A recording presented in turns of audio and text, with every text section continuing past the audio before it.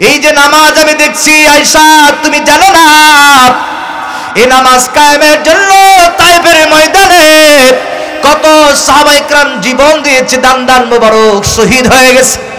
ও আয়েশা, কত সাহাবায়ে কেরামের রক্ত ঝরেছে, বরং তায়েফের ময়দানে নবীজির শরীর থেকে রক্ত ঝরেছে, বিনিময়ে নামাজ সমাজে প্রতিষ্ঠিত হয়েছে। এই যে নামাজ আমি দেখছি, কিয়ামত পর্যন্ত আমার আনেওয়ালা উম্মতরা আজান হলে মসজিদে গিয়ে জামাতে নামাজ আদায় করবে। বলেন সুবহানাল্লাহ। এটা হলো তৃপ্তির কান্না, এই জন্যই কান্নাকাটি করতেছি আয়েশা। আল্লাহ রাব্বুল আলামিন আজ থেকে ১৫০০ বছর পূর্বে বিশ্ব নবীর উপরে যখন কোরআন নাজিল করেছেন, কমপ্লিট কোরআন নাজিল করেছেন জাতির হেদায়েত এবং কল্যাণের জন্য, ঈসা রুহুল্লাহ যখন দুনিয়া থেকে বিদায়, নবীর শূন্য অবস্থায় কেটে গিয়েছে শত শত বছর। শত শত বছর নবীদের মিশন না থাকবার কারণে, কালেমার দাওয়াত না থাকবার কারণে আল্লাহর বান্দা বান্দিরা সেই সময় মানুষ এত জাহেল হয়ে গিয়েছে, এত বড় বড় হয়ে গিয়েছে, আপন বোনটা আপন ভাই অন্য পুরুষের সঙ্গে লেলিয়ে দিয়েছে, আপন স্ত্রীটাকে অন্য পুরুষের সঙ্গে উলঙ্গ করে লেলিয়ে দিয়েছে। শুধু তাই নয়, মানুষ যখন গুনাহ করতে করতে গুনাহগার হয়ে গেল, আল্লাহর বান্দারা গুনাহগার মানুষগুলোকে আল্লাহর দিকে ডাইভার্ট করাবার জন্য, আল্লাহওয়ালা মানুষগুলো, আমার প্রাণপ্রিয় ভাইয়েরা, আল্লাহ ভুলে যাওয়া মানুষগুলোকে আল্লাহওয়ালা করাবার জন্য, নবী ভুলে যাওয়া ওই মানুষগুলোকে নবীওয়ালা করাবার জন্য, কোরআন ভুলে যাওয়া মানুষগুলোকে কোরআনওয়ালা করবার জন্য, অসভ্য মানুষগুলোকে সভ্য বানাবার জন্য, অভদ্র মানুষগুলোকে ভদ্র বানাবার জন্য আল্লাহ রাব্বুল আলামিন বিশ্ব নবীজির উপরে ৩০ পারা কোরআন নাজিল করে দিয়েছেন। বলেন সুবহানাল্লাহ। আল্লাহ রাব্বুল আলামিন বলেন, নবী গো, এমন একটা দামি কোরআন আমি আল্লাহ আপনার কাছে নাজিল করে দিলাম।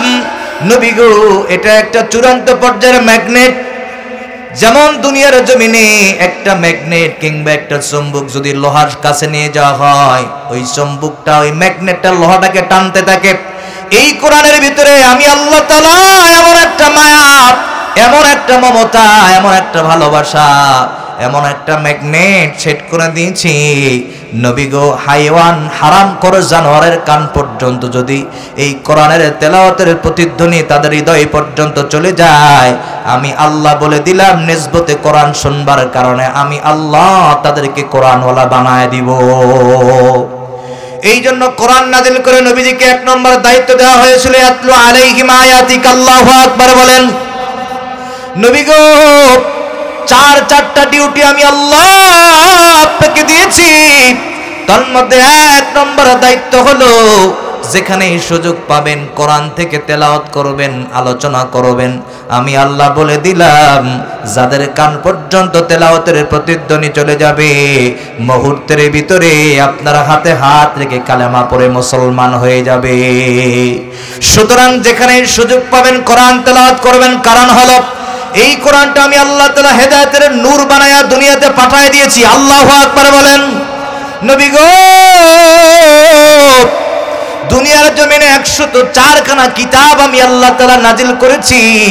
সব কিতাবগুলোকে আউট করে দিয়া, ডিলিট করে দিয়া, জাতির হেদায়েতের জন্য, কল্যাণের জন্য একটা কোরআন আমি কনসেপ্ট করে দিয়েছি। সেটা হলো কওরফলাইট কোরআন, যেটা আমি আল্লাহ আপনার উপরে নাজিল করলাম। নবী গো, আমি আল্লাহ রাব্বুল আলামিন এই কোরআনকে দামি বানিয়েছি, সম্মানিত বানিয়েছি। রব্বুল আলামিন সূরা কিয়ার ভিতরে এই শব্দগুলো জানায়া বিশ্ব নবীকে বলেছেন, সারা দুনিয়ার আনেওয়ালা উম্মতদেরকে বলার নির্দেশ দিয়েছেন। আল্লাহ রাব্বুল আলামিন কোরআনে কারীমের ভিতরে বলেন, ইন্নাহু লাকুরআনুন কারীম। জোরে বলি আল্লাহু আকবার। কোরআন নাজিল করে আল্লাহ তাআলা বলেছেন, নিশ্চয়ই এটা সম্মানিত কোরআন, সম্মানিত কিতাব। নবী গো, এই কোরআনকে যারা সম্মান দিবে, এই কোরআনকে যারা ইজ্জত দিবে, একটু মর্যাদা দিবে, আমি আল্লাহ যেহেতু এই কোরআনকে সম্মানিত কোরআন বলেছি, এই কোরআনকে একটু ইজ্জত সম্মান দিবে যারা, আখিরাতে দুনিয়াতে আমি আল্লাহ তাদের ইজ্জত বাড়ায় দিব।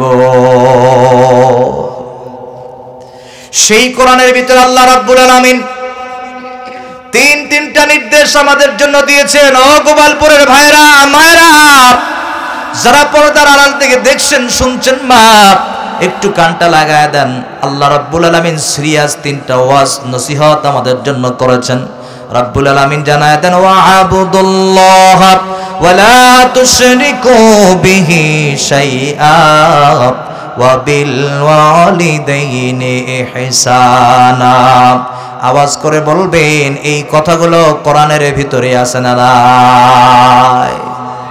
আল্লাহ রাব্বুল আলামিন সূরা ফাতিহা থেকে নাস পর্যন্ত যতগুলো বয়ান, যতগুলো বক্তৃতা, যতগুলো কথা আল্লাহ কোরআনের মধ্যে বলেছেন, সব জাতির হেদায়েতের জন্য। ঠিক কিনা জোরে বলেন। আল্লাহর বান্দারা, আল্লাহ রাব্বুল আলামিন জানায় দেন, নবী গো আপনি বলে দেন, ওয়া'বুদুল্লাহ, বান্দাকে আমি আল্লাহ তাআলা দুনিয়ার জমিনে পাঠিয়ে দিয়েছি। ওয়া'বুদুল্লাহ, আমি আল্লাহর ইবাদত করবার জন্য, আল্লাহর দাসত্ব করবার জন্য। আল্লাহ তাআলার নির্দেশ পরক্ষণেই, ওয়ালা তুশরিকু বিহি শাইআ, খবরদার খবরদার আল্লাহর ইবাদতে তারা যেন শিরিক না করে। নির্দেশটা কার? এরপরেই রব্বুল আলামিন নির্দেশ দিয়ে দিলেন, ওয়া বিল ওয়ালিদাইনি ইহসানা। নবী গো আপনি জানায়া দেন, আমি আল্লাহর সিরিয়াস ঘোষণা, আমি আল্লাহর ইবাদতের পরেই তারা তাদের মা বাবার ইহসান করবে। নির্দেশটা কার? আল্লাহর বান্দারা খেয়াল করে শুনতে হবে, একটা একটা করে আমরা আলোচনা করব। আল্লাহ রাব্বুল আলামিন জানায়া দেন, গোলাম আমি তোমাদেরকে অনর্থক সৃষ্টি করে দুনিয়ার জমিনে পাঠাই নাই, বরং আমি আল্লাহ তাআলা একটা ডিউটি আর দায়িত্ব দিয়ে তোমাদেরকে দুনিয়ার জমিনে সৃষ্টি করে পাঠিয়েছি। গোলাম দুনিয়াতে যাবার পর দুনিয়ার কোনো মানুষের নয়, বরং তোমরা পৃথিবীতে যাবার পর গোলামি করবা একজনের। চিৎকার মেরে বলেন তো তিনি কে? আল্লাহ রাব্বুল আলামিন আরো বলেন, ওয়ামা খালাকাতুল জিন্না ওয়াল ইনসা ইল্লা লিয়াবুদুন, নিশ্চয় আমি জিন এবং মানুষকে সৃষ্টি করেছি কার দাসত্ব করবার জন্য? সবাই বলেন, কার গোলামি করবার জন্য? এখানেই শেষ নয়, আল্লাহ বলেন, ওয়াকাদা রাব্বুকা আল্লা তা'বুদু ইল্লা ইয়্যাহু ওয়া বিল ওয়ালিদাইনি ইহসানা। যতগুলো আয়াতের ভিতরে সব জায়গাতে এখানে আল্লাহ তাআলার ইবাদতের কথা বলেছেন, পাশাপাশি আল্লাহর ইবাদতের পরে পিতামাতার ইহসান করার নির্দেশ দিয়েছেন কে? সুতরাং আল্লাহর গোলামেরা অনর্থক সৃষ্টি করে আল্লাহ দুনিয়াতে পাঠান নাই। আল্লাহর বান্দারা, ইমাম ফখরুদ্দিন রাজি রাহমাতুল্লাহি আলাইহি, ইবনে কাসির রাহমাহুল্লাহু তাআলা, তিনি তার তাফসীরের কিতাবের মধ্যে লিখেছেন, এই দুনিয়ার জমিনে শুধু জিনকে আল্লাহ তাআলা সৃষ্টি করে পাঠান নাই, বরং এই দুনিয়ার জমিনে আল্লাহ রাব্বুল আলামিন আরো একটা জাতি সৃষ্টি করে দুনিয়াতে পাঠিয়েছিলেন। কিতাবের মধ্যে আসছে, আল হাইন আল বিন নামে একটা জাতি দুনিয়ার জমিনে আল্লাহ তাআলা সর্বপ্রথম সৃষ্টি করেছিলেন। টার্গেট হলো তারা দুনিয়াতে যাবে, গোলামি করবে আল্লাহ। আল হাইন আল বিনকে সৃষ্টি করে দুনিয়াতে পাঠিয়ে দিলেন। আল্লাহর গোলামি করতে পারে নাই, আল্লাহর দাসত্ব করতে পারে নাই আল্লাহর বান্দারা। এই কারণে রব্বুল আলামিন দুনিয়া থেকে আযাব আর গজব দিয়া দুনিয়া থেকে বিদায় করে দিয়েছেন। এরপরে রব্বুল আলামিন জিনদেরকে সৃষ্টি করে দুনিয়াতে পাঠালেন। তারাও আল্লাহর গোলামিতে ব্যর্থ হয়ে গেছে, আল্লাহর ইবাদত করতে পারে নাই, আল্লাহর দাসত্ব করতে পারে নাই। এই কারণে আল্লাহ রাব্বুল আলামিন তাদেরকেও দুনিয়া থেকে আউট করে দিয়েছেন, ডিলিট করে দিয়েছেন। এরপরে আল্লাহ রাব্বুল আলামিন আমাদেরকে মহব্বত কইরা, মায়া কইরা, ভালোবেসে আমাদেরকে রব্বুল আলামিন দুনিয়ার জমিনে সৃষ্টি করে পাঠিয়ে দিলাম। রব্বুল আলামিন মানব রচিত মানুষগুলোকে সৃষ্টি করে দুনিয়াতে পাঠিয়ে দিলেন, আর বললেন, গোলাম এই দুনিয়ার জমিনে আল হাইন আল বিনকে সৃষ্টি করলাম, আল্লাহর গোলামি করতে পারে নাই, দাসত্ব করতে পারে নাই। জিনদেরকে পাঠালাম, তারাও আল্লাহর গোলামি করতে পারে নাই। এরপরে আমি আল্লাহ বড় মহব্বত কইরা তোমাদেরকে সৃষ্টি করে দুনিয়াতে পাঠিয়ে দিলাম। গোলাম দুনিয়াতে যাবি, আল্লাহর রিজিক খাবি, সব জায়গাতে আল্লাহর গোলামি করবি। সুবহানাল্লাহ বলেন। এই জন্য রব্বুল আলামিন কোরআনে কারীমের ভিতরে জানায় দেন, কুল ইন্না সলাতি ওয়া নুসুকি ওয়া মাহইয়ায়া ওয়া মামাতি লিল্লাহি রাব্বিল আলামিন। জোরে বলি আল্লাহু আকবার। আল্লাহ রাব্বুল আলামিন বলেন, তোমাদের নামাজ, তোমাদের কোরবানি, তোমাদের বেঁচে থাকা জিন্দেগিতে যা কিছু আছে সব কিছু লিল্লাহি রাব্বিল আলামিন, একজনের জন্য হবে। চিৎকার মেরে বলতে হবে, তিনি কে? এ জীবন তোমাকে দিলাম ও আল্লাহ, বিনিময়ে জান্নাতে দিও, বিনিময়ে জান্নাতে দিও। এ জীবন তোমাকে দিলাম ও আল্লাহ, বিনিময়ে জান্নাতে দিও, বিনিময়ে জান্নাতে দিও। চিৎকার মেরে বলেন আমিন। এই জীবনটা যদি আল্লাহর জন্য উৎসর্গ করে দেন, জীবনে মরণে আল্লাহ, শয়নের স্বপ্নে আল্লাহ, আল্লাহর বান্দা বান্দিরা সব জায়গাতে সর্বহালতে এই জীবনটা যদি আল্লাহর জন্য উৎসর্গ করে দেন, রব্বুল আলামিন বলেন, ও গোলাম, গোলামি করে কবরে যাবা, দুনিয়ার সবাই তোমারে ভুলে যাবে, আমি আল্লাহ তোমারে ভুলবো না, বরং আমি আল্লাহ তোমাদেরকে রহমতের কোলে তুলে নিয়ে জান্নাতুল ফেরদাউস পর্যন্ত পৌঁছায় দিব। জান্নাতি চির সুখের ঘর, জান্নাতি চির সুখের ঘর, যদি জানতে গো তুমি, মায়া ঘেরা রঙিন পৃথিবী নয়তো সুখের কলি, মায়া ঘেরা রঙিন পৃথিবী নয়তো সুখের কলি। জান্নাত পাওয়ার সহজ পথ সে তো শহীদি মরণ, জান্নাত পাওয়ার সহজ পথ সে তো শহীদি মরণ। লিল্লাহে তাকবীর। সে আল্লাহর জান্নাতে যাওয়ার দরকার আছে না নাই? আরো জোরে বলেন, আছে না নাই? প্রত্যেকটা মানুষের তামান্না, আল্লাহ ইন্তেকালের পরে জাহান্নামের আগুনে জ্বলতে চায় না। রব্বুল আলামিন ইন্তেকালের পরে নিয়ামতের জান্নাতে থাকার সুযোগ করে দিও, পড়ে না আমিন। সেই জান্নাতে যদি যেতে চান, গোলামি করতে হবে কার? আরো চিৎকার মেরে বলেন, কার? আল্লাহর বান্দারা, আল্লাহর হাবিব সাল্লাল্লাহু আলাইহি ওয়াসাল্লাম যখন এই বয়ান বক্তৃতা সাহাবায়ে কিরামদের মাঝে করছেন, বিশ্বনবী মসজিদে নববীতে বসা যখন এই বয়ান বক্তৃতা আল্লাহর হাবিব সাল্লাল্লাহু আলাইহি ওয়াসাল্লাম করছেন, একজন সাহাবা মাঝখান থেকে দাঁড়িয়ে গেছেন, জিজ্ঞাসা করলেন, ইয়া রাসূলুল্লাহ, ইয়া হাবিবাল্লাহ, নবী গো, আপনি যে ইবাদতের গুরুত্বের কথা বলেছেন, কোন ইবাদতটা আমরা করব? আল্লাহর হাবিব বলেন, তুমি নামাজ কায়েম করবা। আবার জিজ্ঞাসা করলেন, রাসূলুল্লাহ, এরপরে কোন ইবাদতটা করব?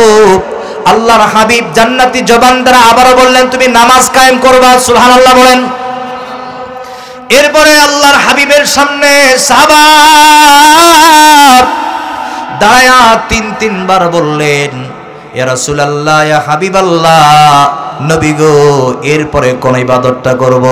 আল্লাহর হাবিব বললেন, আজান হলে তুমি আল্লাহর ঘর মসজিদে দৌড় দিবা। নির্দেশটা কার? ইমানের পরেই হলো নামাজের ঘোষণা, ইমানের পরেই হলো নামাজের ঘোষণা। যখন তুমি পড়েছো কালেমা, সবাই পড়ে লা ইলাহা ইল্লাল্লাহু মুহাম্মাদুর রাসূলুল্লাহ, চিৎকার মেরে পড়ছি সাল্লাল্লাহু আলাইহি ওয়াসাল্লাম। এই কালেমা পড়ে যে ইমানদার ইমান আনলো, সাথে সাথেই আজান হলে আল্লাহর ঘর মসজিদে দৌড় দিতে হবে। নির্দেশটা কার? সুতরাং তোমার গোলামি শুরু হবে নামাজ দিয়ে, ঠিক কিনা জোরে বলেন? যেই মানে নামাজ নাই, যেই মানে নামাজ নাই, যেই করবে নামাজ নাই, সেই ইমান কোনদিন ইমান হতে পারে না, ঠিক কিনা? পৃথিবীতে এমন মানুষ আছে যারা স্লোগান দেয় নামাজ না পড়লে কি হবে, আমার ঈমান ভালো আছে। এরকম পাবলিক সমাজে কম না বেশি? জোরে বলেন। সুতরাং যারা এই স্লোগান দিবে নামাজ লাগে না, রোজা লাগে না, নামাজ রোজা ছাড়াই যাদের ঈমান ভালো থাকে ওটা কুত্তা মার্কা মুসলমান। ঠিক কিনা বলেন? কুত্তা খায় আর ঘুমায়, মাঝে মাঝে শুধু ভুক ভুক করে, এছাড়া তার কোনো কাজ নাই। ঠিক কিনা বলেন? আল্লাহ আমাদেরকে গোলামি করার জন্য পাঠিয়েছেন কুত্তার সুরত দিয়ে। যারা বলে নামাজ ছাড়া রোজা ছাড়া আমার ঈমান ভালো আছে, আল্লাহর কসম ওর কপালে জুতার বাড়ি ছাড়া অন্য কিছু জুটবে না। ঠিক কিনা বলেন? এই জন্য আমি বলি সমাজ থেকে বেদাত, সমাজ থেকে কুলুষিত মানুষগুলোকে বিদায় করবার জন্য প্রত্যেকটা ঈমানদারকে একটা করে ঝাঁটা নিতে হবে। এই ঝাঁটার বাড়ি দেয়া ভণ্ড পীর ভণ্ড মুরিদ যারা সমাজে এখনো বিরাজমান তাদেরকে ঝাঁটার বাড়ি দেয়া সমাজ থেকে রাষ্ট্র থেকে প্রতিহত করতে হবে। এই কথাগুলোই যখন আমরা বলি তখন ওনারাই বলে আমরা নাকি নতুন হুজুর নতুন নতুন ফতোয়া দিই। কথা বোঝেন নাই? ওদের কথা বাবার পায়ে সেজদা দিলে, মাজারের সেজদা দিলে, দরগায় মান্নত করলে তাদের বিশ্বাস পীর বাবায় আমল ছায় আমাদের জান্নাতে নিয়ে যাবে। নাউজুবিল্লাহ পড়বেন না? আরো জোরে পড়েন নাউজুবিল্লাহ। এমন শিরকের সাথে ইসলামের কোনো সম্পর্ক, কোরআনের কোনো সম্পর্ক, এটা ক্লিয়ার করতে হবে। ও আল্লাহর বান্দারা খেয়াল করেন, অনেকগুলো কথা হয়ে যায়, সব কথা বলা সম্ভব নয়। তবে যারা কালেমা পড়ে ঈমান গ্রহণ করে, আজান হলে আর বসে থাকে না, মুমিন আজান হলে আল্লাহর ঘর মসজিদে দৌড় দেয়। ঠিক কিনা? আল্লাহর হাবিব সাল্লাল্লাহু আলাইহি ওয়াসাল্লাম নামাজের গুরুত্ব বুঝিয়েছেন এইভাবে। একজন মুমিন, একজন মুত্তাকি বিদায়ের মুহূর্তেও তারা নামাজকে ছেড়ে দেয় না। আল্লাহর হাবিব সাল্লাল্লাহু আলাইহি ওয়াসাল্লাম আল বিদায়া ওয়ান নিহায়া নামে একটা কিতাব আছে। অনেক উলামা ইকরাম এখানে বসে আছেন যাদের ঈমানে আমলে আমার তেমন কোনো যোগ্যতা নাই। তবে আমার বাপ ভাইরা একটু খেয়াল করে শুনবেন। আল বিদায়া ওয়ান নিহায়া কিতাবের ভিতরে লিখেছেন আল্লাহর হাবিব সাল্লাল্লাহু আলাইহি ওয়াসাল্লাম যখন দুনিয়া থেকে বিদায় হয়ে চলে যাবেন, অন্তিম মুহূর্তে আম্মা জান আয়েশা সিদ্দিকা রাদিয়াল্লাহু তাআলা আনহাকে বললেন, আয়েশা আমি তো মুমূর্ষ অবস্থায় পড়ে আছি, অসুস্থতার মধ্যে পড়ে আছি, জানি না এটা কোন সময়। আল্লাহর হাবিব যখন দুনিয়া থেকে বিদায় হন, অন্তিম মুহূর্তে আল্লাহর হাবিব সাল্লাল্লাহু আলাইহি সাল্লামের প্রচন্ড জ্বর এসে যায়, কখনো হুঁশ কখনো বেহুশ। জ্বরের চোটে পুটা শরীরটা লাল বর্ণ পর্যন্ত হয়ে গেছে। আল্লাহর হাবিব এতটুকু সময় পর্যন্ত তিনি বুঝতে পারছেন না। জিজ্ঞাসা করছেন, আয়েশা এটা কিসের সময়? হযরত আয়েশা সিদ্দিকা রাদিয়াল্লাহু তাআলা আনহা বললেন, ইয়া রাসূলুল্লাহ, ইয়া হাবিবাল্লাহ, মাগরিবের নামাজের সময় হয়ে যায়, আজান হয়ে গেছে, মসজিদে নববীতে আপনি যেতে পারেন নাই, কিন্তু আপনার বয়োবৃদ্ধ সাহাবা আপনার ইমামতির মুসল্লায় দাঁড়ায়া শতাধিক সাহাবার ইমামতির দায়িত্ব পালন করছেন। বলেন সুবহানাল্লাহ।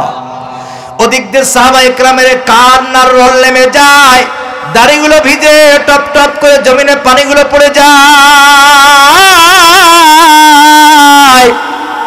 কারণ 63 বছর জিন্দেগিতে আল্লাহর হাবিবের ইমামতির দায়িত্ব নিয়ে ইমামতিতে সাহাবা ইকরাম নামাজ আদায় করেছে, সালাত আদায় করেছে। আজকে মাগরিবের নামাজে আল্লাহর হাবিব আসতে পারেন নাই। আবু বকরের বিশ্বাস, উমরের বিশ্বাস, হযরত আলীর বিশ্বাস, উসমানের বিশ্বাস, অন্যান্য সাহাবা ইকরামের বিশ্বাস, তামান্না হলো এইটা। তিনারা মনে করেছেন আল্লাহর হাবিব হয়তো দুনিয়া থেকে বিদায় হয়ে চলে গেছেন, আমরা নবী থেকে ইতিম হয়ে গেছি, হয়তোবা মাহরুম হয়ে গেছি। এই জন্য হযরত আবু বকর নামাজের মুসল্লায় ক্রন্দন করেন, কাঁদেন, সাহাবা ইকরাম কাঁদেন, তারা মনে করেছেন নবী দুনিয়ায় নাই। ওদিক দিয়ে হযরত আয়েশা সিদ্দিকা রাদিয়াল্লাহু তাআলা আনহা এই কথাগুলি নবীজির সামনে কথাগুলো বলতেছেন স্পষ্ট করে। আল্লাহর হাবিব তখন কেঁদে কেঁদে বলছেন, আয়েশা জানালাটা একটু খুলে দাও, দরজাটা একটু খুলে দাও, এক নজর নামাজের দৃশ্যটা আমি দেখতে চাই।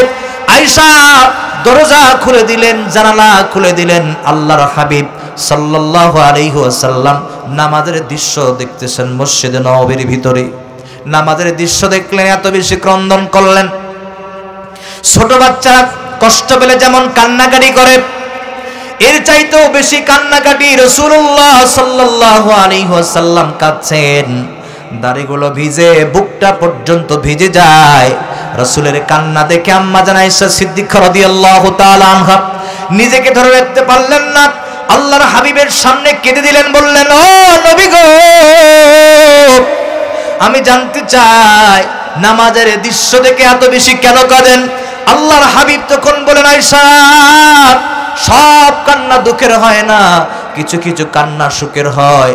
আমার চোখের মধ্যে যেই পানি দেখতেছো আয়েশা, এটা কোনো দুঃখের কান্না নয়, এটা হলো সুখের কান্না, তৃপ্তির কান্না। বলেন সুবহানাল্লাহ। এই যে নামাজ আমি দেখছি আয়েশা, তুমি জানো না এই নামাজ কায়েমের জন্য তায়েফের ময়দানে কত সাহাবায়ে কেরাম জীবন দিয়েছে, দান দান মোবারক শহীদ হয়ে গেছে। ও আয়েশা, কত সাহাবায়ে কেরামের রক্ত ঝরেছে, বরং তায়েফের ময়দানে নবীজির শরীর থেকে রক্ত ঝরেছে, বিনিময়ে নামাজ সমাজে প্রতিষ্ঠিত হয়েছে। এই যে নামাজ আমি দেখছি, কিয়ামত পর্যন্ত আমার আনেওয়ালা উম্মতরা আজান হলে মসজিদে গিয়ে জামাতে নামাজ আদায় করবে। বলেন সুবহানাল্লাহ। এটা হলো তৃপ্তির কান্না, এই জন্যই কান্নাকাটি করতেছি আয়েশা। একটু শীতল হয়ে গেলেন, নরম হয়ে গেলেন, ঠান্ডা হয়ে গেলেন। আল্লাহর হাবিব সাল্লাল্লাহু আলাইহি ওয়াসাল্লামের জ্বর আরো বেশি বেড়ে গেল। আল্লাহর হাবিব বারাক্রান্ত হৃদয় নিয়ে শুয়ে পড়লেন। মুহূর্তের ভিতরে নবী দুনিয়া থেকে বিদায় হয়ে চলে যাবেন। মানুষের অন্তিম মুহূর্তে মানুষ যখন দুনিয়া থেকে বিদায় হয়ে যায়, জীবনের শেষ নিঃশ্বাস যখন ত্যাগ করে ফেলে, তখন ওই সময় মানুষের দামি কথাগুলো, দামি নসিহতগুলো মানুষের কাছে করে। আমাদের মা যখন দুনিয়া থেকে বিদায় হয়ে চলে যায়, আমাদের বাবা যখন দুনিয়া থেকে বিদায় হয়ে চলে যায়, বয়োজ্যেষ্ঠ দাদা যখন দুনিয়া থেকে বিদায় হয়ে চলে যায়, সে যখন বুঝতে পারে আমি আর পৃথিবীতে বাঁচবো না, বড় সন্তানকে ডাকে জীবনের কিছু কথা বলবে, ছোট সন্তানকে ডাকে জীবনের কিছু কথা বলবে, নিজের বিবিটাকে ডাকে, সহধর্মিনীকে ডাকে, জীবনের অন্তিম মুহূর্তের দামি কথাগুলো তাদের সঙ্গে শেয়ার করবে বলে আল্লাহর হাবিব যখন দুনিয়া থেকে বিদায় হয়ে চলে যাবেন, আমার প্রাণপ্রিয় ভাইরা, কলিজার টুকরা হাসান হুসাইনকে ডাকলেন। পার্সোনালি কোনো কথা বলার প্রয়োজন মনে করলেন না। নিজের কলিজার টুকরা জামাই, তাকেও কোনো কথা বলার প্রয়োজন মনে করলেন না। কলিজার টুকরা ফাতেমা, তাকেও কোনো কথা বলার প্রয়োজন মনে করলেন না। উম্মতের ব্যথায় ব্যথিত হয়ে বারাক্রান্ত হৃদয় নিয়ে জান্নাতি জবান দ্বারা উম্মতের ব্যথায় ব্যথিত হয়ে একটা কথাই তিনি বলে গেলেন, আসসালাত আসসালাত আসসালাত ওয়া মা ঈমানুকুম মালাকাত। নামাজ নামাজ নামাজ আমার উম্মতেরা, এই নামাজ তোমরা ছেড়ে দিও না। বলেন আল্লাহু আকবার। নবী জীবনের শেষ দামি কথাগুলো তিনি বলে গেলেন। উম্মতের ব্যথায় ব্যথিত হয়ে আমার উম্মত যেন ইন্তেকালের পরে জাহান্নামের আগুনে না যায়, এই কারণে 63 বছর জিন্দেগিতে নিজের জন্য ভাবেন নাই, নিজের জন্য চিন্তা করেন নাই। 63 বছর জিন্দেগিতে যাদের জন্য চিন্তা করেছেন তারা হলেন আপনারা, আমি, দুনিয়ার সব মানুষগুলো। বলেন সুবহানাল্লাহ। নামাজের গুরুত্ব এইভাবে বোঝানো হয়েছে। আল্লাহর হাবিব বলে গেলেন, আমার উম্মতেরা, যেই নামাজ আমি তোমাদের সামনে রেখে গেলাম, এই নামাজ তোমরা যদি কায়েম করতে পারো, আমি আল্লাহর হাবিব বলে গেলাম, আমি যেই জান্নাতে বসবাস করব, আমার নামাজে উম্মতেরা আমার সাথে একই জান্নাতে বসবাস করবে। বলেন সুবহানাল্লাহ। মসজিদের পাশে আমার কবর দিও ভাই, জনগর হতেও মুয়াজ্জিনের আজান শুনতে পাই, মসজিদের পাশে আমার কবর দিও ভাই। সবাই বলেন আমিন। আরো চিৎকার মেরে বলেন আমিন। যারা নামাজের গুরুত্ব বুঝেছে তারাই নামাজের গুরুত্ব দিয়েছে। যারা নবীজির সাল্লাল্লাহু আলাইহি সাল্লামের জবানের কথা শুনেছেন, নামাজের বাণীর কথা শুনেছেন, আল্লাহর গোলামেরা তাদের জিন্দেগিতে কখনো তারা নামাজকে ছেড়ে দেয় নাই। জীবন চলে গিয়েছে, এরপরও নামাজ সমাজে কায়েম করেছেন, ঠিক কিনা? এই পৃথিবীর জমিনের একজন কবি, এই কবির কবিতায় আমি আপনাদের সামনে বললাম, জাতীয় পর্যায়ের কবি কবি নজরুল, তিনি যখন দুনিয়া থেকে বিদায় হয়ে চলে যাবেন, কিছুদিন পূর্বে আল্লাহ তাআলার কাছে তামান্না পোষণ করেছেন। কারণ নামাজি যখন আল্লাহ তাআলার কিছু চায়, আল্লাহ বলেন ওয়াস্তাইনু বিস-সাবরি ওয়াস-সালাহ, ধৈর্য এবং নামাজের মাধ্যমে যারা আল্লাহর কাছে চাইবে তাদের দোয়া আল্লাহ ফেরায় না, তাদের দোয়াগুলো কবুল করে নেন কে? জাতীয় পর্যায়ের কবি মধ্য রজনীতে তাহাজ্জুদ সালাত আদায় করবার পরে আল্লাহর কাছে তামান্না পোষণ করেছিলেন, ও রব্বে কায়নাত, কাবার মালিক আল্লাহ। এমন সময় নামাজের গুরুত্বের কথা বুঝলাম, আর জীবনে কোনোদিন নামাজ সারলাম না। ও আল্লাহ, এই দিলটা আল্লাহ তোমার ঘর মসজিদের সাথে আমার লটকানো, তবে আল্লাহ আমি তো আল্লাহ তোমার গোলাম, আমার একটা হৃদয়ে তামান্না আছে। আমি যেহেতু পৃথিবীর জমিনে নামাজি ছিলাম, ও আল্লাহ আমি যখন দুনিয়া থেকে বিদায় হয়ে চলে যাব, মসজিদের পাশেই যেন আমার কবরটা হয়, সেই দোয়া আল্লাহ কবুল করে নিয়েছেন। আল্লাহর বান্দারা, আপনারা পড়েছেন কিতাবের মধ্যে, বইয়ের মধ্যে পড়েছেন, সেই কাজী নজরুল ইসলামের কবর মসজিদের পাশেই, জোরে বলেন তো আছে না নাই? সুতরাং আল্লাহ তাআলা যখন নামাজের মাধ্যমে কিছু চাওয়া হয়, ধৈর্যের মাধ্যমে যখন কিছু চাওয়া হয়, সেটা কবুল করে নেন কে? আরো জোরে বলেন কে? আমাদের জীবনে নামাজ নাই, আমাদের জীবনে আমল নাই, আমাদের জীবনে ইবাদত নাই, এই কারণে চোখের পানি ছিঁড়ে দিয়ে দোয়া করলেও সেই দোয়া আল্লাহ কবুল করেন না, ঠিক কিনা? জোরে বলেন। সুতরাং আল্লাহর বান্দারা, জীবনে মরণে আল্লাহর গোলামিতে জীবনে কোনোদিন নামাজ ছাড়বো না। কারা কারা রাজি আছেন দুহাত তুলে আমার আল্লাহকে দেখান। লিল্লাহি তাকবীর, নারায়ে তাকবীর।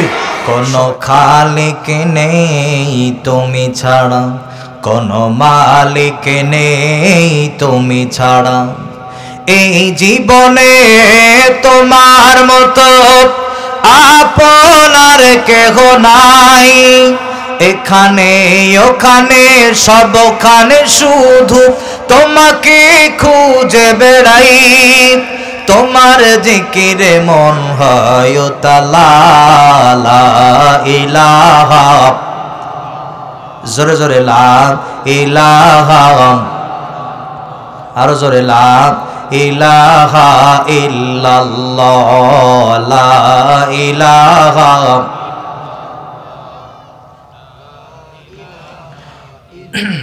আকাশিনী তারা গণি ঝিলিমিলি ঝিলিমিলি জ্বলছে, ডালে ডালে ফুলগুলি সৌরভে দুলছে, রসূল এসেছে, হাবিব এসেছে, রসূল এসেছে, হাবিব এসেছে, আরব দেশে কাবার পাশে মানবের সেরা মানব এসেছে, আমিনার কোলে চন্দ্র দলে, গাছে গাছে পাখিরা সব গান ভরেছে, হুজুর এসেছে, নবী এসেছে, আলো এসেছে, বরকত এসেছে, লা ইলাহা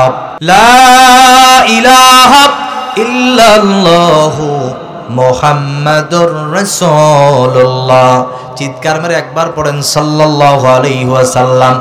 আল্লাহর ইবাদত যখন কমপ্লিট হয়ে যাবে আপনার জীবনে, রব্বুল আলামিন তখন জানায় দিয়েছেন, ওয়ালা তুশরিকু বিহি শাইআ, খবরদার আল্লাহর কোন ইবাদতে শরীক করা যাবে না।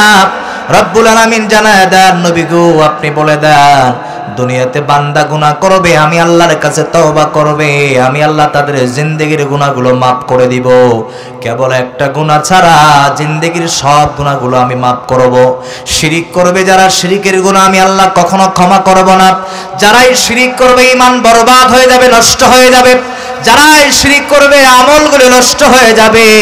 ও আল্লাহর বান্দারা, এই কারণে আপনার ইবাদতে কোনো জায়গাতে কোনোভাবে বাইপাস হলেও আল্লাহর সঙ্গে শিরিক করা যাবে না, নির্দেশটা কার? ছোটবেলায় লুডো খেলছেন না আপনারা? খেলেন নাই? বাপ ভাইরা, চাচারা, বোনেরা অনেকেই লুডো খেলছেন, আমরাও খেলছি, ছোটবেলায় লুডো খেলেছি। লুডোর আরেকটা পৃষ্ঠায় উল্টাবেন, দেখবেন সাপ খেলা আছে, আছে না নাই?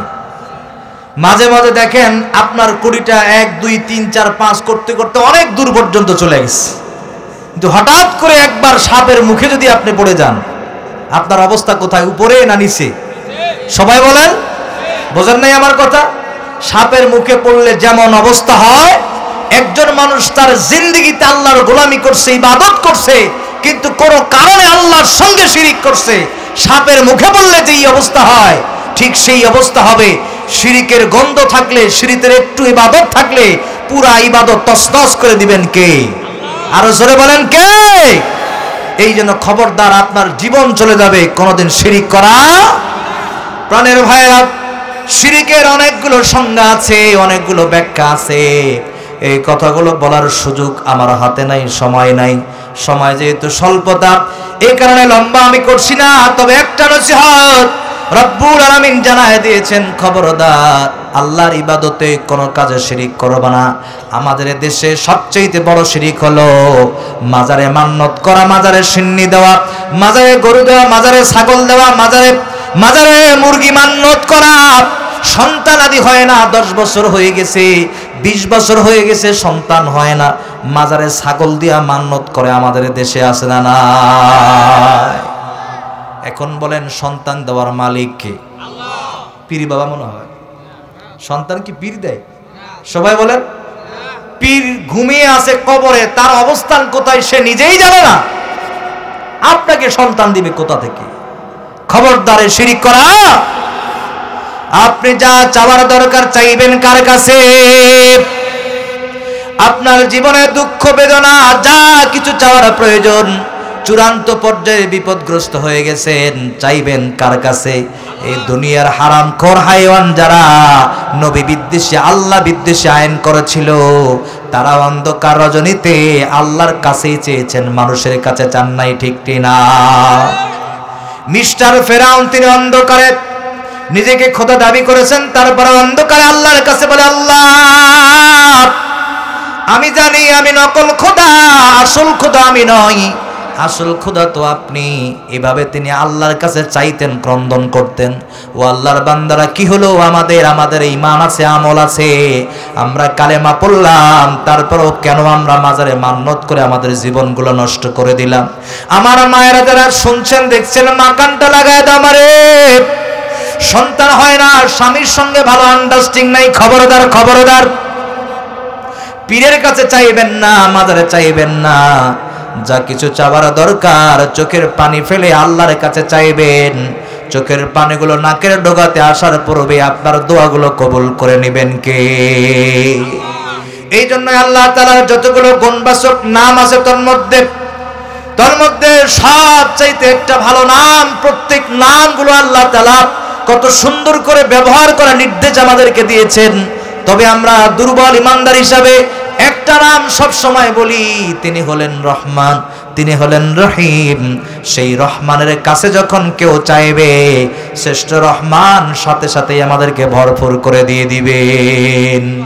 এই জন্য চাওয়ার দরকার হলে চাইবো কার কাছে? আরো জোরে বলেন, কার কাছে? কারণ আমরা গোলাম হলাম কার? আরো চিৎকার মেরে বলেন, কার? আকাশ হতে চাঁদের আলো ছড়িয়ে পড়ে দুনিয়াতে, সে আলো ফোরাবে না তোমারই রহমতে। আমি তোমায় ছাড়িব না, তোমায় ভুলিব না, তোমারই রহমত দাও না আল্লাহ। আমরা তোমারই বান্দা আল্লাহ, আমরা তোমারই বান্দা। জীবন আমার তোমারই হাতে, মরণ আছে তোমারই হাতে। আমার তুমি ছাড়া নেই কেউ দুনিয়াতে। ঠিক কিনা বলেন? আমি তোমায় ছাড়িব না, তোমায় ভুলিব না, তোমারই রহমত দাও না আল্লাহ, আমরা তোমারই বান্দা। জোরে বলেন মারহাবা, আরো চিৎকার মেরে বলেন মারহাবা। গোলাম যেহেতু আল্লাহর গোলাম, একজনের কাছে চাইবে আওয়াজ দিয়ে মোহাব্বত মাখা দিল, একবার চিৎকার মেরে বলেন আল্লাহু আকবার, আরো জোরে বলেন আল্লাহু আকবার। এরপরে রব্বুল আলামিন নির্দেশ দিয়েছেন ওয়াবিল ওয়ালিদাইনি ইহসানা, তোমরা তোমাদের পিতামাতার সাথে সৎ আচরণ করবা, ভালো আচরণ করবা। নির্দেশটা কার? কেন আল্লাহ রাব্বুল আলামিন নির্দেশ দিয়েছিলেন? কেন এই নির্দেশ আল্লাহ তাআলা আমাদেরকে দিয়েছেন? বিশ্বনবী সেটা ব্যাখ্যা করে আমাদেরকে বুঝিয়েছেন। আল্লাহর বান্দা বান্দিরা একটু খেয়াল করে শোনেন। আল্লাহর হাবিব সাল্লাল্লাহু আলাইহি ওয়াসাল্লাম বলেছেন হুমা জান্নাতুকা ওয়া নারুকা, পিতামাতা তোমাদের জন্য জান্নাত, আবার একই ভাবে পিতামাতা তোমাদের জন্য জাহান্নাম। আমার প্রাণের ভাইরা খেয়াল করেন, আল্লাহর হাবিব এবার সুন্দর করে ব্যাখ্যা বুঝিয়ে দিয়েছেন। পিতামাতার সন্তুষ্টি হলো আল্লাহর সন্তুষ্টি, আবার একই ভাবে পিতামাতার অসন্তুষ্টি আবার আল্লাহর অসন্তুষ্টি। সুতরাং এই দুনিয়ার জমিনে আল্লাহ রাব্বুল আলামিন বলেছেন তোমার পিতামাতা যদি তোমার প্রতি সন্তুষ্ট হয়ে যায়, আওয়াজ করে বলবেন সন্তুষ্ট হবেন কে? আবার পিতামাতা তোমার প্রতি যদি অসন্তুষ্ট হয়ে যায়, অসন্তুষ্ট হবেন কে? সুতরাং আল্লাহর বান্দা বান্দিরা কখনো মাকে কষ্ট দিবেন না, বাবাকে কষ্ট দিবেন না। বাবাকে কষ্ট দিবেন, মাকে কষ্ট দিবেন, কোন ইবাদত কবুল হবে না। হাজী সাহেব 100 বার হজ করেছেন, হাজী সাহেব 50 বার হজ করেছেন, লাভ হবে না যদি পিতামাতা আপনার প্রতি অসন্তুষ্ট থাকে। বিশ্বনবী সাল্লাল্লাহু আলাইহি ওয়াসাল্লাম বলেছেন আমার উম্মতেরা পিতামাতাকে আল্লাহ রাব্বুল আলামিন এমন এটনিক পাওয়ার দিয়েছেন, পিতামাতা যদি তোমাদের জন্য দুখানা হাত বাড়ায় দেয়, ভালো দোয়া করলেও সেটা কবুল করবেন আল্লাহ, বদদোয়া করলেও সেটা কবুল করে নেবেন কে? আল্লাহর হাবিব সাল্লাল্লাহু আলাইহি ওয়াসাল্লাম বলেন প্রত্যেকটা পরিবারে, প্রত্যেকটা ফ্যামিলিতে, প্রত্যেক সন্তানাদিদেরকে আল্লাহ তাআলা জীবন্ত 2টা জান্নাত দান করেছেন। সুবহানাল্লাহ বলেন। 1 নম্বর হলো মা, 2 নম্বর হলো বাবা। আমাদের জীবনের জীবন্ত জান্নাত হলো 2টা, 1 নম্বর মা, 2 নম্বর বাবা। খবরদার সেই জীবন্ত জান্নাতের সাথে কোনো দুরাচরণ করা যাবে না।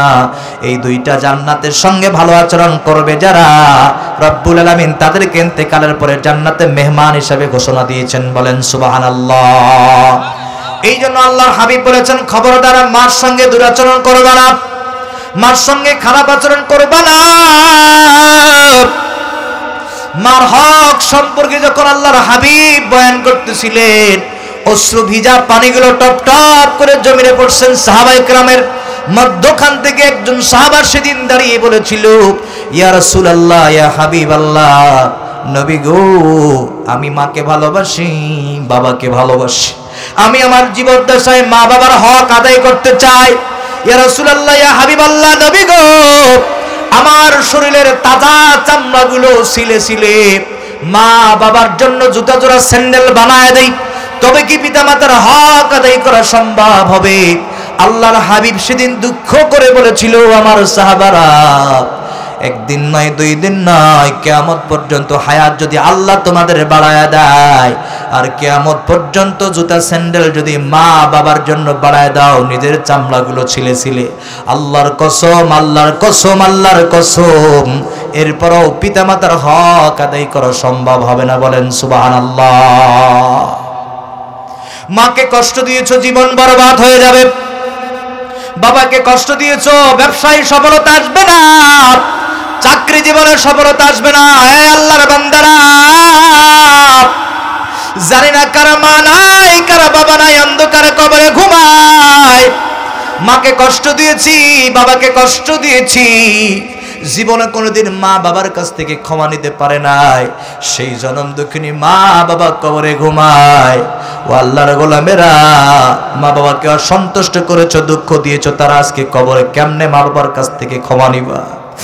এই যুবক কানটা লাগায় দাও। তোমাকেই বলছি, যারা তোমরা মাকে কষ্ট দিয়েছো, বাবাকে কষ্ট দিয়েছো, তারা আজকে কবরে ঘুমায়। আবার যাদের মা বাবা এখনো জীবিত আছে, বৃদ্ধাশ্রমে রেখে দিয়েছেন, মা বাবাকে আলাদা করে দিয়েছেন, মা বাবার খোঁজ নেন না। আল্লাহর কসম, আজকের বয়ানটা 5টা মিনিট যদি কানটা লাগায় দেন, আল্লাহর কসম, আল্লাহর কসম, আল্লাহর কসম, হয়তো বা হেদায়েতের নূর আল্লাহ আপনার দিলে ঢুকাই দিতে পারে। খেয়াল করেন, আল্লাহর হাবিব সাল্লাল্লাহু আলাইহি ওয়াসাল্লামের একজন আশিক, নাম হলো ওয়াইস আল কারনী। জীবনে কোনোদিন নবীকে দেখে নাই, নবী সম্পর্কে আলোচনা শুনেছেন, নবী সম্পর্কে বয়ান শুনেছেন, তবে দিলে পোষণ করেছেন, নিয়ত করেছেন, তামান্না করেছেন, আহারে দয়ার নবী, মায়ার নবী, রহমাতাল লিল আলামিনকে জীবনে কোনোদিন দেখি নাই। আমার তামান্না জীবনে একবার হলেও আমরা নবীকে দেখতে চাই। এই কথাটা বলতে বলতে হঠাৎ করে তিনি তার আবেগ দিয়া বিশ্ব নবীর দরবারে চিঠি লিখেছেন, ইয়া রাসূলুল্লাহ, ইয়া হাবিবাল্লাহ, নবী গো, আমার হৃদয়ে তামান্না জীবনে একবার হলেও আপনার সঙ্গে আমি সাক্ষাৎ করতে চাই, কিন্তু রাসূলুল্লাহ, ইয়া হাবিবাল্লাহ, আমার মা মুমূর্ষু অবস্থায় পড়ে আছেন, অসুস্থ অবস্থায় পড়ে আছেন। দুনিয়ার জগতে আমি মার সন্তান ছাড়া আর কেউ নাই। নবী গো, আমি যদি আপনার সঙ্গে সাক্ষাৎ করতে যাই, তাহলে আমার মায়ের খেদমত করবে এমন মানুষ আসমানের নিচে জমিনের উপরে আর নাই। আমি আপনার কাছে প্রশ্ন রাখলাম, আপনার সঙ্গে দেখা করব নাকি আমার মার খেদমত করব? আল্লাহর হাবিব অপর পৃষ্ঠায় চিঠি লিখে উত্তর দিয়ে পাঠায় দিয়েছেন, ওয়াইস আল কারনী,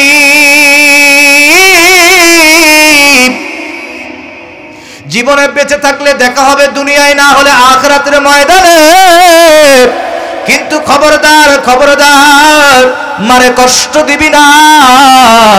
আমি নবীর সঙ্গে দেখা করা জরুরি নয়, তুমি তোমার মায়ের খেদমত করো। নবীর সঙ্গে দেখা করে কি লাভ হবে? তোমার মা যদি তোমার উপরে অসন্তুষ্ট হয়ে যায়, নবীর সঙ্গে দেখা করে কোনো লাভ হবে না। ওয়াইস আল কারনী, যদি এই জগতে দেখা না হয়, দেখা হবে হাসরের ময়দানে। তবে খবরদার, খবরদার, জনম দুঃখিনী মাকে রেখে তুমি আমার সঙ্গে সাক্ষাৎ করতে পারবা না। আল্লাহর গোলামেরা বিবেক দিক তো চিন্তা করেন। ওই ওয়াইস আল কারনী নামক পাগলটা যদি বিশ্ব নবীর সাথে সাক্ষাৎ করত, সাহাবায়ে কেরামের মাকাম পায় যাইতেন। এরপর রসুলের নির্দেশ মেনেছেন, রসুলের সঙ্গে দেখা করে নাই, তার পুরা জিন্দেগিতে মার খেদমত করেছেন। বলেন সুবহানাল্লাহ। মা মা মা মা, আজ কেন আমায় সোহাগ মাখা ডাক ডাকো না? আজ কেন আমায় সোহাগ মাখা ডাক ডাকো না?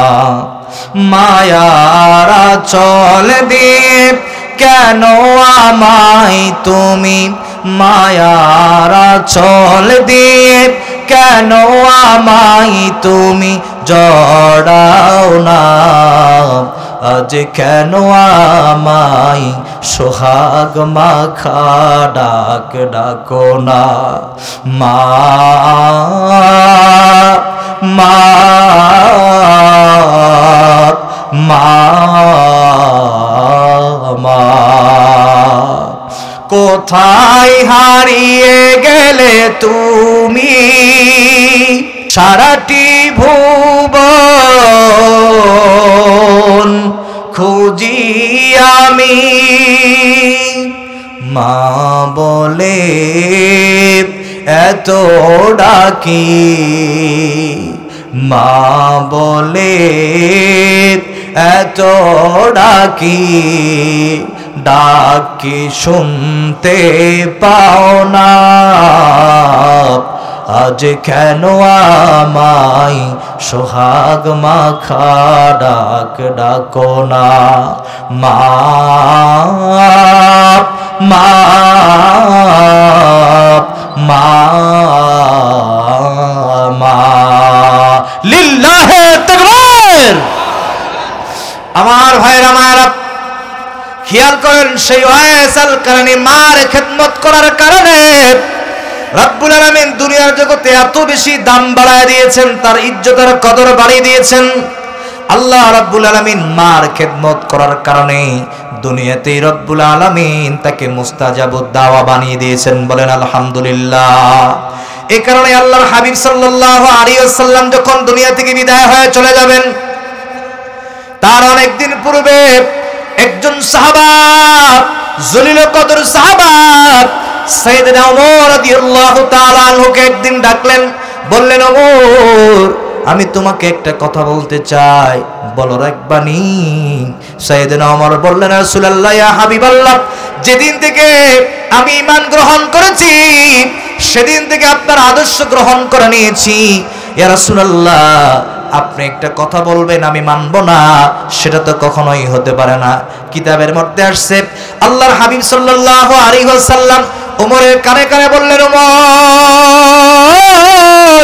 আমি যেদিন দুনিয়া থেকে বিদায় হয়ে চলে যাব, ইন্তেকালের পরে এই মক্কা মদিনায় কোনো একজন পাগলের সঙ্গে যদি তোমার দেখা হয়ে যায়, নামটা হবে ওয়াইস আল কারণী, উস্কো খুস্কো চেহারা, কালো রঙের একজন মানুষ, যাকে দেখলেই পাগল মনে হবে। এই পাগলটার সাথে তোমার যদি কখনো দেখা হয়, ওমর আমি নির্দেশ করে দিলাম ওই পাগলের কাছ থেকে তুমি দোয়া নিবা। বলেন সুবহানাল্লাহ। কোন ওমরকে নির্দেশ আল্লাহ দিলেন?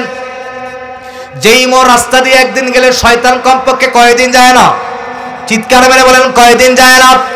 এত বড় একজন ওমর, শুধু তাই নয়, পৃথিবীর জমিনে আশারে মুবাশশারা 10 জন সাহাবাকে আল্লাহ জান্নাতের টিকিট দিয়েছিলেন, ঠিক কিনা বলেন? তার মধ্যে ওমরও একজন সাহাবা। এত বড় একজন ওমরকে নির্দেশ করে দিলেন, ওমর আমি দুনিয়া থেকে বিদায় হয়ে চলে গেলে মক্কা মদিনায় কখনো যদি উস্কো খুস্কো চেহারাওয়ালা পাগলের সঙ্গে দেখা হয়, তুমি দোয়া নিবা। সাইয়েদনা ওমর তখন বললেন, রাসূলুল্লাহ ইয়া হাবিবাল্লাহ, নবী গো আমি জানতে চাই ওই পাগলের ভিতরে এমন কি আছে যার কাছ থেকে আমাকে দোয়া নিতে হবে। ও আল্লাহর বান্দা বান্দিরা, আল্লাহর হাবিব তখন বলে দিলেন, ওমর তুমি আল্লাহর কাছে 2 হাত বাড়ায় দিবা। ওই হাত কবুল হতেও পারে নাও পারে। হৃদয়ের তামান্না, যেই তামান্নাগুলো দিলে পোষণ করে রেখেছো, আবেগ ভরা দিল নিয়ে জবান দিয়ে আল্লাহর কাছে চাইবা, দোয়া করবা, আল্লাহ কবুল করতেও পারে নাও পারে। কিন্তু আমি নবী বলছি, ওই পাগল যদি তোমার জন্য হাতটা বাড়ায় দেয়, আমি নবী বলে দিলাম ওই পাগল তোমার জন্য হাতটা যদি বাড়ায় দেয়, ওই পাগলটার দোয়ার মাঝখানে কোনো প্রাচীর থাকে না। ওই পাগল যদি তোমার জন্য হাত বাড়ায় দেয়, ওই হাত রব্বুল আলামিন পর্যন্ত পৌঁছায় যাবে। বলেন আল্লাহু আকবার। কারণ দুনিয়াতে আল্লাহ তাকে মুস্তাজাবুদ দাওয়া বানিয়ে দিয়েছেন, আর মুস্তাজাবুদ দাওয়া তাকেই বলা হয় হাত তুলতে দেরি হয়, সেই হাত আল্লাহ কবুল করে নিতে দেরি করে না। এ আল্লাহর বান্দা বান্দিরা, দুনিয়ার জগতে মার খেদমত করার কারণে আল্লাহ রাব্বুল আলামিন দুনিয়াতে তাকে যদি মুস্তাজাবুদ দাওয়া বানিয়ে দেয়, ও আল্লাহর বান্দা বান্দিরা, আজও আমরা পিতামাতার খেদমত করে মুস্তাজাবুদ দাওয়া হওয়ার সুযোগ জোরে বলেন তো আছে না নাই? পৃথিবীর মায়া ভুলে আমাকে একা ফেলে চলে গেলে মা গো, জানি আর আসবে না সোহাগ মাখা মুখে খোকা বলে ডাকিতে আমাকে। হে দয়াময় জান্নাত দিও আমার মাকে, হে দয়াময় জান্নাত দিও আমার মাকে।